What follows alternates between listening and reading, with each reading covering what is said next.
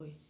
Quero saudar todos, com um bom dia, nesse 29 de março de 2020. Estaremos estudando esta lição, que é a última lição do trimestre. Eu gostaria de convidar você a estar conosco todos os domingos pela manhã, às 9 horas da manhã. Estaremos aqui fazendo um resumo, Não há tempo hábil, é claro, para nós aplicarmos toda a revista. Então, faremos um resumo da revista semanal e você é o nosso convidado especial aí da sua casa, já que estamos aí passando esse período difícil, onde não se pode ter aglomerações, contatos, Então, Deus colocou no meu coração aplicar a revista da EBD semanal. Tá? Aqui no texto áureo, Efésios capítulo 4, versículo 13. Até que todos cheguemos à unidade da fé e ao conhecimento do Filho de Deus, a varão perfeito, à medida da estatura de Cristo. E aqui, na verdade prática, diz que a salvação em Jesus Cristo leva-nos à perfeição espiritual, moral e ética. Então, se a salvação em Jesus Cristo ela nos leva à perfeição, não que nós, como seres humanos, somos perfeitos pelas nossas próprias atitudes ou méritos. O mérito dessa perfeição é a pessoa do nosso Senhor e Salvador Jesus Cristo. Por quê? Vou explicar melhor para você. Quando o pecador ele se arrepende,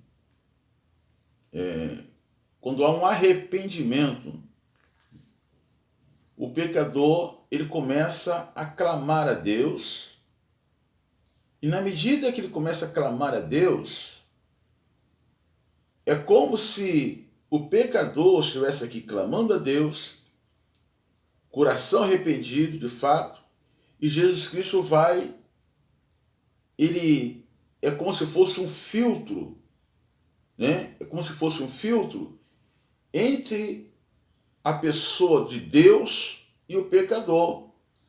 Então, quando o pecador se arrepende e aceita a Cristo como seu único e suficiente Salvador, o Senhor ele olha para nós através do seu Filho. Ou seja, então, ele olhando para nós através de Cristo, em Cristo, nós somos perfeitos. Por isso que é importante você tomar a decisão o mais rápido possível, para que o Senhor venha fazer uma mudança, uma transformação na sua vida. Existe mudança que é mudança extraordinária, radical, uma mudança, uma transformação rápida. E tem pessoas que o Senhor vai mudando lentamente. Nós temos algumas histórias na Bíblia. Por exemplo, Pedro, a mudança na vida dele foi uma mudança paulatinamente. Ele foi sendo transformado devagarzinho até que chegou à estatura de varão perfeito. O apóstolo Paulo já foi uma mudança assim, muito rápida. Não foi como aconteceu com o apóstolo Pedro. E conosco também não é diferente. Nós somos uma representação, uma réplica, do apóstolo Pedro. O Senhor tem nos mudado, devagar, o Senhor tem nos mudado a cada dia, o Senhor tem nos mudado paulatinamente e até que possamos chegar à estatura de varão perfeito. Então essa mudança é necessária para que possamos, através dessa mudança e transformação, agradar a Deus. Porque quando nós mudamos, porque também você tem que entender, nós temos que entender que é uma questão de decisão. O Senhor não vai entrar no meio do teu coração e fazer o que Ele tem que fazer e simples e ponto final. Não. É também uma decisão minha e tua, né?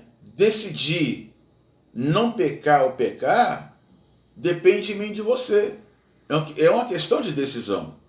O Senhor entra, nos orienta o que devemos fazer. Ou nós vamos permanecer no erro, permanecer envolvido com tudo aquilo que desagrada a Deus, ou nós vamos, nos esforçar diariamente, constantemente, para que possamos experimentar o novo de Deus na nossa vida. E aqui ainda na revista, na leitura bíblica em classe, você abre aí em João, capítulo 3, do 1 ao 16, que conta a história de um fariseu chamado Nicodemos. Ele era o principal da sinagoga dos judeus. Era uma pessoa muito sábia, inteligente, porém, Nicodemos, ele tinha uma interrogação, Nicodemos tinha uma dúvida. Nicodemos sabia que ele era uma pessoa limitada, ele teve essa consciência que ele era uma pessoa limitada, e a Bíblia vai dizer, no versículo 2, que ele, escondido da sociedade, de noite, ele foi de encontro à pessoa de Jesus Cristo. Porque ele tinha algumas dúvidas. Então, quando nós temos alguma dúvida a respeito de alguma coisa, e no caso aqui de Nicodemos, ele foi na pessoa certa. A Bíblia diz que ele foi se encontrar, ele foi de encontro aonde o Senhor estava. E a Bíblia vai dizer, no versículo 3, Jesus respondeu e disse, na verdade, te digo que aquele que não nascer de novo não pode ver o reino de Deus. Por que essa resposta? Porque Nicodemos, o Senhor na sua onisciência, estava lendo o pensamento e o coração de Nicodemos e sabia que Nicodemos estava desejoso de experimentar o novo de Deus. E o Senhor falou assim para ele, olha, é necessário nascer de novo.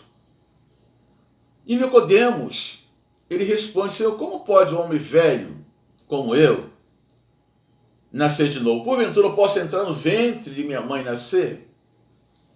Porventura eu posso voltar à barriga da minha mãe, o útero da minha mãe?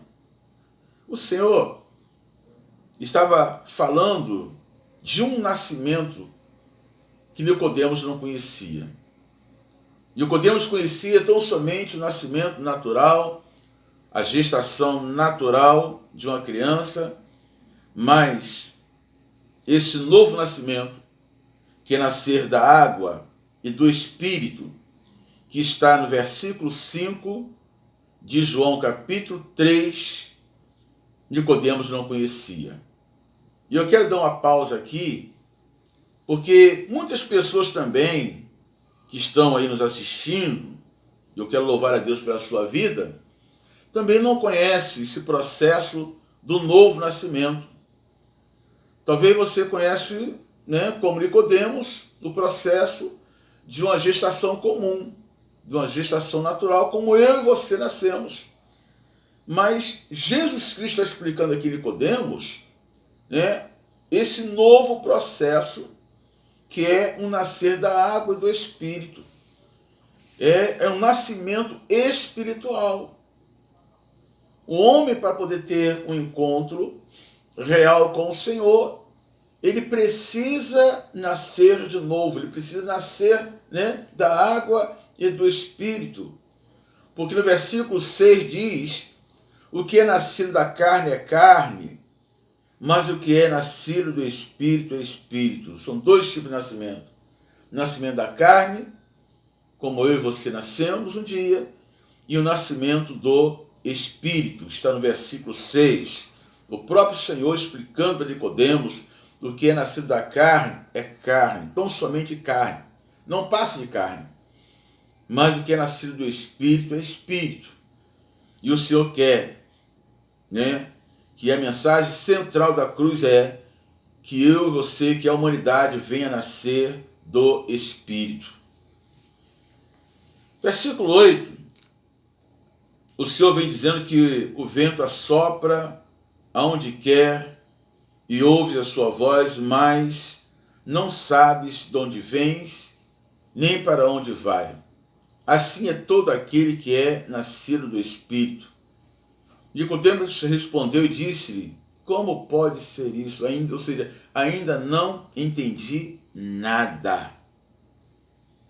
Porque o Senhor está falando para Nicodemos de coisas espirituais, né? Não está falando nada terreno, de coisas espirituais. E Nicodemos ainda não estava, né, compreendendo das coisas espirituais. Jesus respondeu e disse-lhe: tu és mestre em Israel e não sabe disso? Na verdade, te digo que nós dizemos o que sabemos e testificamos o que vimos. E não aceitais o nosso testemunho. Se vos falei de coisas terrestres e não cresces, como quereis se vos falar das celestiais? Ora, ninguém subiu ao céu, senão ao que desceu do céu, o Filho do Homem, que está no céu. E como Moisés levantou uma serpente no deserto, assim importa que o Filho do Homem seja, aleluia, levantado, para que todo aquele que nele crer não pereça, mas tenha a vida eterna. Porque Deus amou o mundo de tal maneira, né, de uma dimensão tão extraordinária, que ele deu o seu Filho unigênito para que todo aquele que nele crer não pereça, não se perca, mas tenha a vida eterna. Então essa proposta de Deus para a humanidade, né, a proposta, Jesus Cristo na verdade é um presente, uma dádiva de Deus para a humanidade. É como se eu lhe desse um presente para você e você ignorasse esse presente. Então Jesus Cristo foi um presente que Deus deu para a humanidade e muitos estão ignorando esse presente.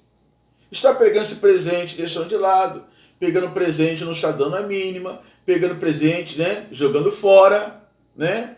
Muitos, infelizmente, estão pegando essa dádiva, esse presente de Deus, que é Jesus Cristo, e simplesmente ignorando. Só que naquele grande dia será terrível, porque aquele que ignora ele hoje, naquele dia, no grande dia, será ignorado. E aí não tem como reverter mais. E aqui no processo, voltando para o processo do novo nascimento, aqui tem dois fatos bastante interessantes do processo do novo nascimento.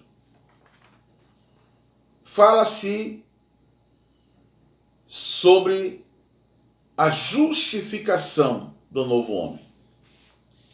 Porque no processo do novo nascimento tem um processo da justificação, que diz que o novo homem nasce através da fé em Jesus Cristo, num contexto que injustiça é pecado, por isso precisa de um novo status diante do tribunal de Deus, a justificação pela fé. Então o homem precisa passar pelo processo da justificação.